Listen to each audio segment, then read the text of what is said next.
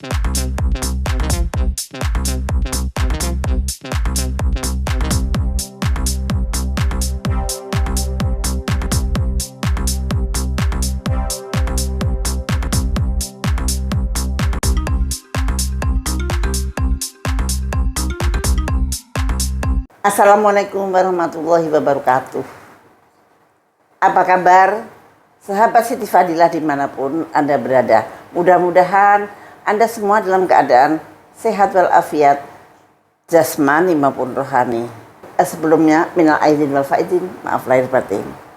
Mudah-mudahan Anda semua baik-baik saja dan mudah-mudahan Anda semua happy dalam menjalankan ibadah puasa dan kemudian Hari Raya Idul Fitri. Kali ini kita bincang-bincang lagi yuk. Saya punya tamu istimewa. Namanya Ibu Miranti Abidin. Saya kira semua banyak yang sudah kenal. Beliau ini termasuk tokoh juga ya, karena dia yang salah satu pendiri Partai PAN. Tapi kayaknya beliau sudah tidak aktif lagi. Monggo Ibu, selamat datang Ibu. Terima kasih Ibu, ini juga suatu kehormatan bagi saya untuk bisa bertemu dengan Ibu pada siang hari ini. Dan saya sebenarnya juga ingin banyak belajar dari Ibu dengan pengalaman-pengalaman Ibu selama ini yang betul-betul kami melihat bahwa perlu ada seorang tokoh wanita. Saya sangat bangga Bu dengan wanita yang betul-betul punya dedikasi yang tinggi terhadap bangsa dan negara begitu ya. Dan inilah satu hal yang terus terang saya juga sangat ingin mengharapkan Ibu tetap memberikan pemikiran-pemikiran Ibu begitu loh. Karena ya kita ini ingin ke depannya ingin supaya Indonesia ini kan lebih jauh lebih baik. Kalau memang katakan sekarang kita belum baik-baik saja, ke depan harus lebih baik. Dan terus terang pengalaman Ibu ini banyak sekali. Apa yang saya juga pengamat dalam hal ini, mengamati betul Ibu juga. Dan ya bangsa ini masih butuh lah Bu. Dengan pemikiran Ibu, dengan pengalaman-pengalaman adalah Ibu lalui selama ini gitu. Jadi Ibu jangan berhenti, kalau saya boleh minta jangan berhenti Bu. Ya insya Allah, semua tergantung Allah yang mengatur. Kalau dalam hati saya memang tidak pernah berhenti untuk berjuang untuk bangsa dan negara ini. Karena entah apa ya, saya memang sangat mencintai bangsa dan negeri ini. Yang saat ini dalam keadaan yang tidak baik-baik saja. Betul. Dan yang tidak baik-baik saja ini sangat kompleks permasalahannya. Sangat kompleks, Bu. Kita ada krisis yang bermacam-macam. Krisis kepercayaan, ya multidimensi krisis. Ya. Krisis kepercayaan, krisis pimpinan, krisis ketauladanan, krisis kejujuran, dan krisis semuanya. Dan ini membuat bingung generasi muda. Saya sangat risau sebetulnya melihat generasi muda yang mereka menghadapi dunia itu lebih berat daripada kita waktu muda. Kalau kita waktu muda dulu itu fine-fine saja dunia sekitar kita. Tapi sekarang anak muda itu dihadapkan dengan judi online. Terus apa itu yang ada di HP itu yang baik banyak, tapi yang menyeramkan banyak sekali. Dan itu sangat mempengaruhi kehidupan mereka. Dan mereka itu generasi muda yang notabene nanti akan kita serahin negara yang kaya raya ini. Nah itu membuat saya risau.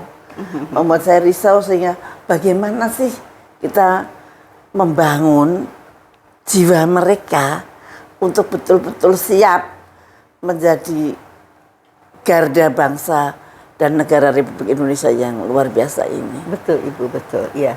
Sekarang ini bingung kok presidennya nanti siapa? Siapa tahu, kan kita nggak ada yang tahu. Padahal ini sudah tahun berapa? Tahun 2024 sudah diambang pintu. Sekarang udah pertengahan tahun 2023. Kita belum tahu siapa kira-kira presiden kita. Iya betul. Nah itu satu menurut saya suatu teror yang luar biasa untuk bangsa ini menurut saya. Betul. Terutama untuk anak-anak muda. Betul Ibu. Saya betul-betul sepakat dalam hal ini. Karena kalau kita lihat sekarang sistem nilai ya Ibu ya. Sistem nilai yang dianut oleh anak-anak muda kita dan kemudian juga kebangsaan, nasionalisme juga terasakan hilang begitu. Nah, jadi apa yang Ibu sampaikan tadi bahwa ke depan ini kita harus lebih kuat seharusnya. Kalau toh kita saat ini tidak baik-baik saja, seharusnya kan akan lebih baik gitu. Nah, jadi itulah Ibu, hal-hal seperti inilah yang susah kami butuhkan sekali siapa yang memang pernah duduk juga dalam posisi yang yang strategis ya, dalam kedudukan dalam pemerintahan, dalam kita berbangsa dan bernegara ini. Nah, ini saya tuh sayang sekali kalau tokoh-tokoh yang memberikan teladan ini yang hilang begitu. Karena mereka adalah role model yang dapat dipakai oleh anak-anak muda sekarang sebagai satu contoh panutan mereka gitu. Ini yang hilang juga Ibu. Nah, ini jadi apa yang disampaikan oleh Ibu itu betul sekali. Suatu kerisauan bagi bangsa ini saya rasa, bukan kita saja gitu Bu. Bu Miranti ini pengalaman juga banyak ya. Dulu mendirikan PAN ya Bu ya. Saya salah satu deklaratornya betul Ibu ya. Tapi sekarang Tapi saya sekarang tidak, karena saya rasa saya apakah Anda kecewa dengan ada PAN? beberapa hal yang sifatnya prinsip buat saya, terutama dalam sikap pandang, dalam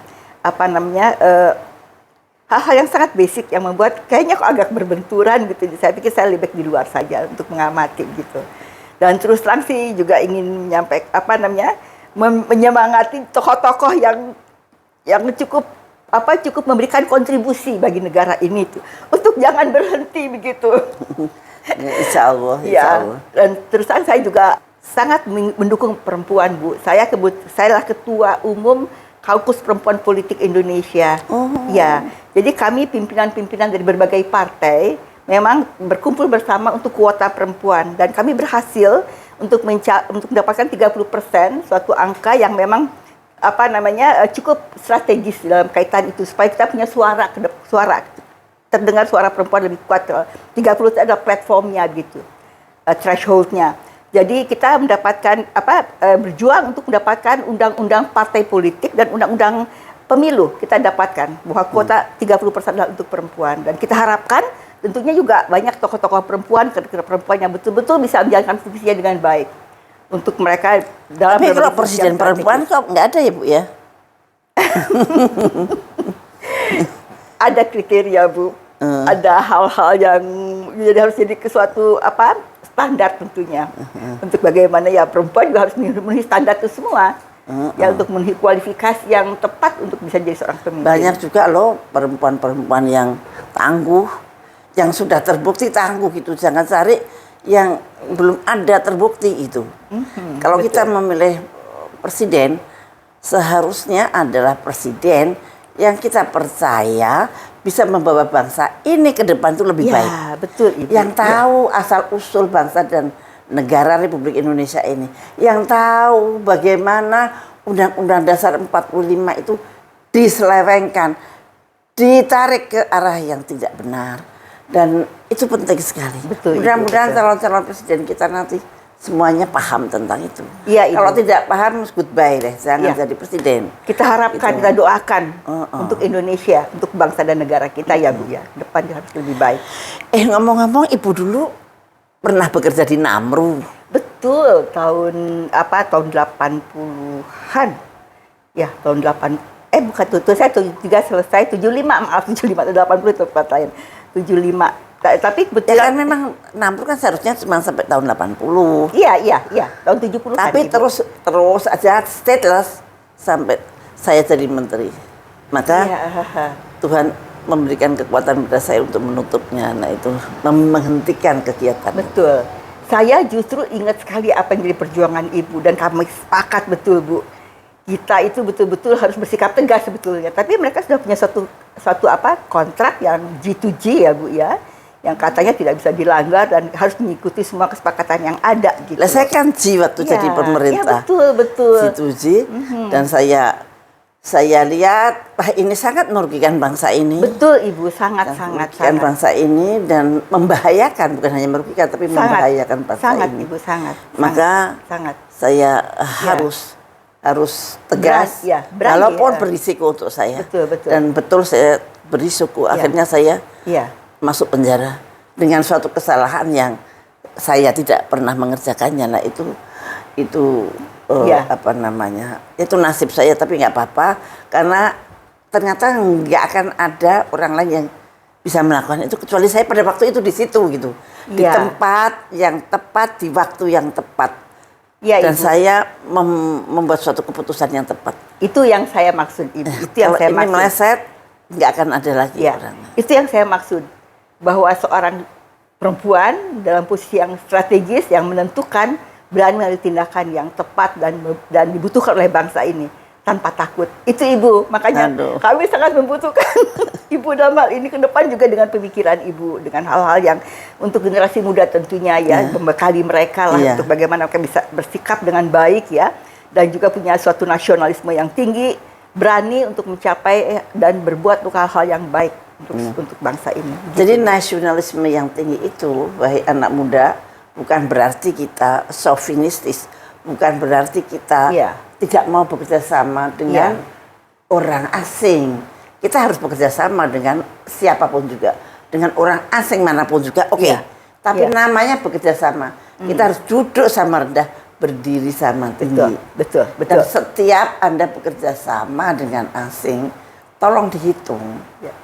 Apakah bangsa saya dan negara saya dirugikan dengan kerjasama ini? Betul. Jangan Anda sendiri saya untung, tapi rakyat saya rugi. Jangan dikerjakan. Saya untung, tapi negara saya rugi. Jangan diteruskan. Betul. Nah itu jadi Anda harus bekerja sama dengan siapapun juga. Tetapi Anda harus dalam kerjasama itu Anda jangan minder wardah. Anda harus duduk sama rendah, berdiri sama tinggi, dan sama-sama untung. Dan sama-sama jangan rugi. Nah itu. Kalau selama ini kerjasama yang saya lihat, itu yang untung adalah orang luar dan pejabat yang mengurusinya begitu. Untuk rakyat rugi banget. Contohnya banyak sekali. Kalau Anda mau membuka mungkin tambang-tambang besar, bener nggak rakyat untung dari tambang-tambang? Betul. Iya. Ironi, nah itu, itu yang mesti dicermati, dan itu hanya anak-anak muda lah yang mempunyai hak seperti itu untuk, karena Anda nantilah yang mewarisi ini semua loh. Kita semua udah nggak ada nanti, dan Anda lah yang memiliki negara yang kaya raya ini. Iya. Kita tuh kaya raya banget ya Bu ya. Bukan main Ibu, bukan main. Indonesia itu betul-betul kaya raya, diberkahi oleh Allah ya. Kita punya begitu banyak sumber daya alam yang kita miliki, dan jangan sampai itu dinikmati oleh bangsa yang lain. Biarlah dinikmati oleh bangsa Indonesia, Bu. Ya, Bu. Dan saya ingin garis bawahi apa yang dikatakan oleh Ibu tadi, bahwa betul kita itu harus bermartabat ya dalam berhubungan dengan berbagai pihak yang dari luar sana. Bahwa kita ingin bersama-sama untung tentu saja. Tapi tentunya juga kita tuh punya martabat, harga diri, dan kita juga bisa memberikan hal yang terbaik buat bangsa negara, bukan buat kita. Jangan salah ya, kadang-kadang saya suka pikir ini kok apapun yang diputuskan itu kepentingan apa gitu, kepentingan bangsa kan Bu ya, kepentingan negara kan harusnya. Nah itu, anak-anak muda ini kita harapkan sekali, tapi saya optimis Bu, anak-anak muda ini betul-betul ke depan insya Allah gitu ya, bisa menjaga harga diri bangsa, martabat bangsa, dan tetap membawa nasionalisme yang tinggi ya, bahwa kita sebagai bangsa besar dan harus terus besar begitu.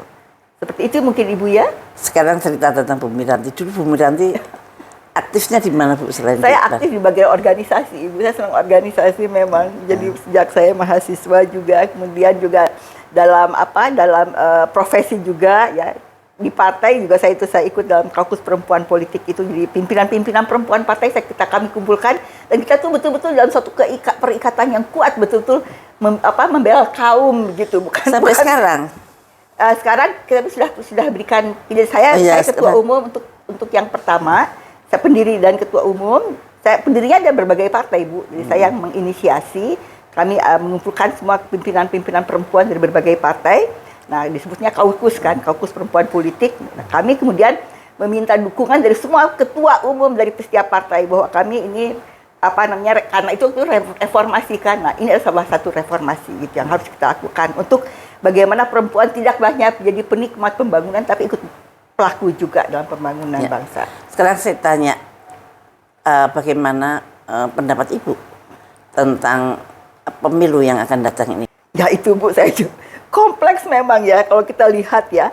Dan juga terlalu banyak apa ya, mungkin ada terlalu banyak kepentingan kelihatannya Ibu ya. Sampai membuat itu menjadi suatu hal yang... Ada sesuatu yang tidak wajar di dalam kepemimpinan negeri ini ya, menurut saya. Ketegasan, kemudian juga hal-hal yang terkait dengan masalah bahwa ini adalah untuk bangsa dan negara gitu ya. Karena semua ini kan rakyat melihat, rakyat juga sudah bisa sebetulnya menilai. kalau misalkan Presiden tegas, ini harus gini, saya kira kan juga bisa ya. Ya ketegasan Bu, ketegasan kayaknya. Kalau menurut Ibu juga begitu ya Bu ya. Ya. Ketegasan untuk bersikap dan tanggung jawab sikap, dan dia punya justifikasi. Ya. Pembenaran setiap langkah yang dilakukannya. Tapi nggak ada itu ya. Nah, itu yang... Ya itulah yang kita semua prihatin. Oke, apapun juga itu situasi yang menimpa bangsa kita semua. Dan mau nggak mau ya rakyat juga harus merasakan ya. Iya. Mudah-mudahan, tapi saya yakin Allah Subhanahu Wa Taala akan melindungi bangsa ini ke depan. Insya Allah, mudah-mudahan Ibu. Kita berharap bersama ya Bu ya. Kita cinta kepada Indonesia ini. Terima kasih banget Ibu Miranti. Sama-sama, saya terima Ibu. kasih loh dikunjungin ke rumah. Buat saya suatu untuk silaturahmi sehubungan dengan sawalan ya. Ya betul. Ya. Terima kasih sekali Ibu. Suatu kehormatan bagi saya juga untuk bertemu dengan Ibu. Ya, mudah-mudahan ini bukan pertemuan terakhir, tapi adalah pertemuan pertama yang akan terus berlanjut. Ya. Dan nanti kita akan bicara banyak. Terima kasih banyak Ibu. Oke. Demikianlah sahabat Siti Fadilah. Saya telah berbincang-bincang dengan Ibu Miranti. Dia seorang tokoh aktivis perempuan yang semua orang saya kira kenal, dan waktu itu terkenal sekali. Dan beliau lebih senior daripada saya, tapi masih semangatnya seperti itu. Mudah-mudahan saya nanti kalau setelah beliau saya juga semangat seperti itu. Ibu lebih cantik. Oke, saya kira demikianlah. Mudah-mudahan bincang-bincang saya sedikit ini ada manfaatnya untuk semua. Dan kalau ada anak muda, ada kaum muda yang mendengarkan ini, mudah-mudahan bisa menyerap bahwa anak-anak muda adalah harapan bangsa yang nanti akan mewarisi kekayaan Indonesia yang sebesar ini. Mudah-mudahanlah bangsa kita ke depan akan lebih baik. Mudah-mudahan Allah menolong kita semua. Wassalamualaikum warahmatullahi wabarakatuh. Sampai ketemu di lain kesempatan.